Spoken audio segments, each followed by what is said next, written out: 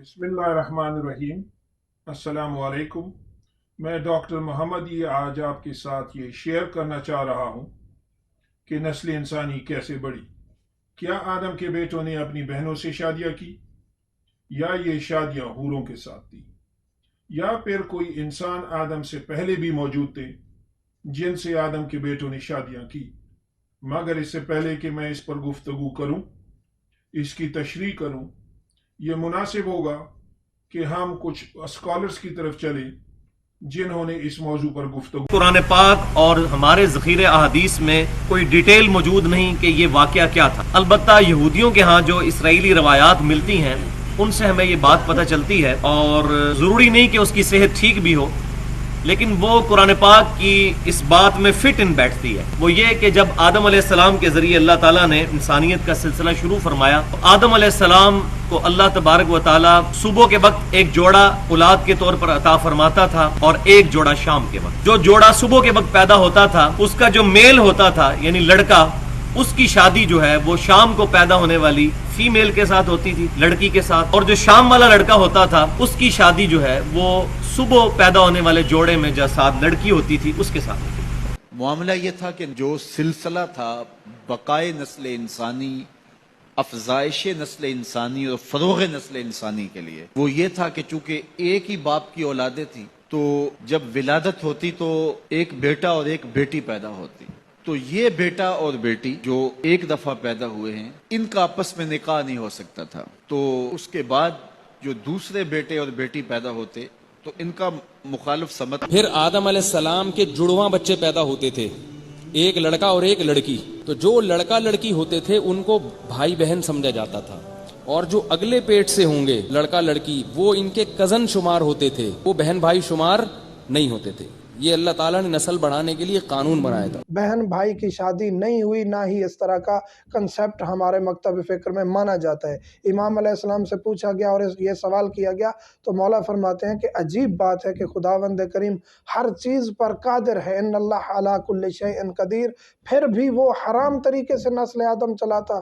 तो क्या मुझे बताओ कि आदम की औलाद ने आपस में बहन भाइयों ने शादी की थी? मौलवी कहते हैं, मौलवियों को इल्म नहीं है तो वो कहते हैं जी उस वक्त इजाजत थी नस्ल बढ़ाने के लिए।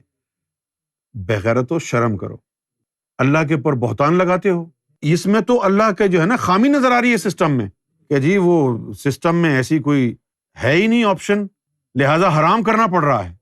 तो नाज़रीन, आपने मुलाहिजा किया कि कुछ स्कॉलर्स बहन भाई की शादी की हामी हैं और वो समझते हैं कि हजरत आदम अलैहिस्सलाम की यहाँ सुबह और शाम जुड़वा बच्चे पैदा हुआ करते थे, और सुबह की बच्चों की शाम के बच्चों के साथ शादियां हुआ करती थी। मगर दूसरे स्कॉलर्स इसके साफ इनकारी हैं, और अगर इस पे मजीद तहकीक की जाए तो आप देखेंगे कि यह मसला न सिर्फ मुसलमानों के अंदर बल्कि यहूदियों के अंदर भी इख्तिलाफी है और ईसाइयों के अंदर भी अब सवाल ये पैदा होता है कि बहैसियत मुसलमान के हम क्या अकीदा रखें कि जो अल्लाह की शान के मुताबिक हो और इस्लाम के साथ मुताबिकत रखता हो।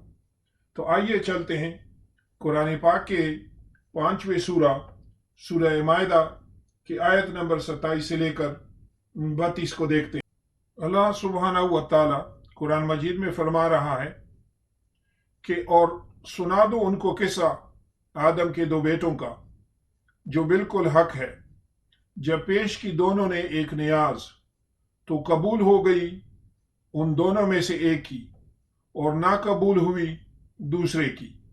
तो कहा उसने कि यकीनन मैं तुझे कत्ल कर दूंगा। उसने कहा दर हकीकत कबूल करता है अल्लाह परहेजगारों से, अगर बढ़ाएगा तू मेरी तरफ अपना हाथ मुझे कत्ल करने के लिए तो नहीं मैं बढ़ाऊंगा अपना हाथ तेरी तरफ तुझको कत्ल करने के लिए। यकीनन मैं डरता हूं अल्लाह रब्बुल आलमीन से। यकीनन मैं चाहता हूं कि तू समेट ले मेरे गुनाह को भी और अपने गुनाह को, फिर तू हो जाए अहले दोज़ख में से, और यही सजा है जालिमों की। तो तरगीब दी उसको, उसके नफ्स ने कत्ल की अपने भाई के, तो उसने उसे कत्ल कर दिया, फिर हो गया वो खसारा पाने वालों में। پھر بھیجا اللہ نے ایک کوا جو کوریدنے لگا زمین کو تاکہ اسے دکھائے کہ کیسے چھپائے لاش کو اپنے بھائی کی۔ کہنے لگا ہائے میری بدبختی، کیا میں اس سے بھی عاجز ہوں کہ میں ہو سکتا جیسا اس کوے کے کہ چھپا دیتا لاش اپنی بھائی کی۔ پھر وہ ہو گیا پیشما ہونے والوں میں سے۔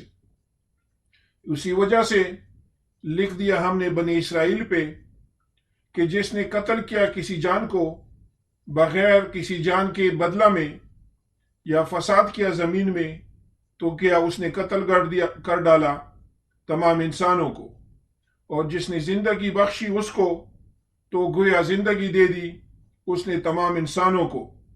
اور یقیناً آ چکے ہیں ان کے پاس ہمارے رسول روشن دلیلوں کے ساتھ، پھر بھی یقیناً بہت سے لوگ ان میں سے اس کے بعد زمین میں۔ قرآن کی آیتیں بالکل واضح ہیں، نہ ہی قرآن میں حابیل اور قابیل کے نام ہیں اور نہ ہی بہنوں کے، اور اسی طرح دو بہنوں کا سرے سے وجود نہیں، اور نہ ہی بہنوں اور بھائیوں کی شادیوں کا ذکر ہے، حتیٰ کہ لڑائی کی وجہ بھی معلوم نہیں، اور یہ بھی پتہ نہیں کہ یہ دو بھائی کسان اور گڈریا تھے یا ان کی حوروں کے ساتھ شادی ہوئی تھی۔ نہ ہی قربانی کے قبول ہونے کا اظہار یعنی بجلی کا گرنا ثابت ہے، نہ ہی قربانی کی اقسام کا ذکر ہے، حتیٰ کہ صبح و شام کی پیدائشی بھی نہیں، اور نہ ہی جڑوا لڑکا لڑکی کی پیدائشی، اور نہ ہی آدم کی اولاد آدم کی ران سے پیدا ہوئی، اور نہ ہی بی بی ہوا حضرت آدم علیہ السلام کی پسلی سے پیدا کی گئی۔ تو پھر سوال پیدا ہوتا ہے کہ یہ ساری چیزیں اگر ان آیات سے کوئی چیز ثابت ہوتی ہے تو وہ صرف اور صرف یہ ہو سکتی ہے کہ یہ پہلا قتل ہے، پہلی موت ہے۔ حضرت آدم کے دو بیٹے تھے، یعنی دو بھائی تھے جنہوں نے قربانی دی، اور کوا آیا تھا جس نے قاتل بھائی کو مقتول بھائی کی لاش کو دفنانے سے کہا، اور یہ ثابت ہوتا ہے کہ ایک کی قربانی قبول ہوئی تھی اور دوسری کی مسترد۔ سوال اپنی جگہ موجود ہے کہ جب ان چیزوں کا قرآن مجید میں ذکر نہیں تو یہ اسلام میں آئی کہاں سے؟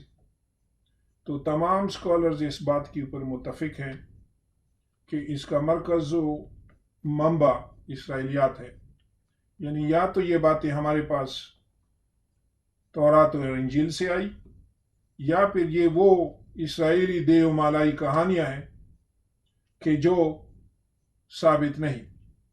مثلا حابیل اور قابیل کے نام بائبل میں سے آئے، اور بائبل بتاتا ہے کہ حابیل کے قتل کے بعد صرف 3 لوگ آدم کے خاندان میں موجود تھے، اور تو اور قابیل نے حابیل کے قتل کے بعد یہ علاقہ چھوڑ دیا تھا۔ تو نہ صرف یہ کہ بہنوں کا وجود نہیں، بلکہ قابیل نے وہ علاقہ ہی چھوڑ دیا، تو اگر کوئی بہن تھی بھی تو وہ اسی علاقے میں ہونی چاہیے۔ دوسری طرف بہنوں کی اور بھائیوں کی جڑوا پیدائش کا ذکر نہیں، بلکہ جڑوا لڑکوں کا ذکر ہے، یعنی حابیل اور قابیل کے ایک ساتھ پیدا ہونے کا ذکر ہے۔ کہیں پہ بتاتا ہے کہ لڑائی بتیجی سے شادی پر تھی، یعنی قابیل نے شادی بتیجے سے کی، اور کہیں پر بتاتا ہے کہ شادی تیسری بہن کے ساتھ شادی پی تھی، یعنی حابیل ایک شادی کر چکا تھا، قابیل ایک شادی کر چکا تھا، اور تیسری بہن موجود تھی جس پہ لڑائی تھی کہ اب اس سے کون شادی کرے گا۔ اسی طریقے سے حیرانگی کی بات یہ ہے کہ بائبل ابراہیم علیہ السلام کی اپنی سوتیلی بہن سے شادی، لوط علیہ السلام کی اپنی 2 بیٹیوں کے ساتھ بدکاری نسل بڑھانے کے لیے، اور موسیٰ علیہ السلام کے والد کی اپنی خالہ سے شادی کا ذکر بھی کرتا ہے۔ تو اب ان عجیب و غریب تضادات کے بعد کیا ان سورسز کے اوپر یعنی اسرائیلیات پھر حقیقت کیا ہے یا حقیقت کے قریب کیا ہے؟ ایک مسلمان کیا عقیدہ رکھیں کہ جو اللہ کی شان کے مطابق ہو اور اسلام کے اصولوں کے ساتھ مطابقت رکھتا ہو۔ آئیے چلتے ہیں एक दो और क्लिप्स मुलाहिजा करते हैं। आदम अलैहिस्सलाम के जिक्र के ऊपर, क्योंकि जो कुरान मजीद की मैंने आपको आयत कोट की उसमें तो लिखा है खलकनाकुम, कुम तो प्लूरल है, तो इसका तो मतलब है कि एक फर्द वाहिद नहीं पैदा किया गया, एक साथ पता नहीं कितने लोग पैदा किए गए, पता कितने लोग, कुन फयकून था ना। मैंने अर्ज किया ना, एक species, homo sapien species which are an animal, उसमें से एक को सिलेक्ट किया गया और उसमें अल्लाह ने रूह फूकी, and he became Adam, he was a person. वलक़द खलक़नाकुम सुम्मा सव्वरनाकुम सुम्मा क़ुलना ले आदम, ये तो सारा आदम, अब आदम का लफ्ज आया, पहले जो है जमा कसी। जिस तरह अल्लाह ने आदम के लिए हव्वा का इंतजाम किया, उसी तरीके से अल्लाह ने इंतजाम फरमाया जिससे नस्ल इंसानी चली। आपने देखा कि आखिरी दो स्कॉलर्स ने दो ऑल्टरनेटिव सॉल्यूशंस दिए हैं, जिसमें से एक ये कि आदम अलैहिस्सलाम के साथ कुछ और लोगों की भी तख्लीक हुई थी, या इसको हम यूँ भी देख सकते हैं कि आदम अलैहिस्सलाम से पहले भी शायद कुछ लोग मौजूद थे ज़मीन के ऊपर।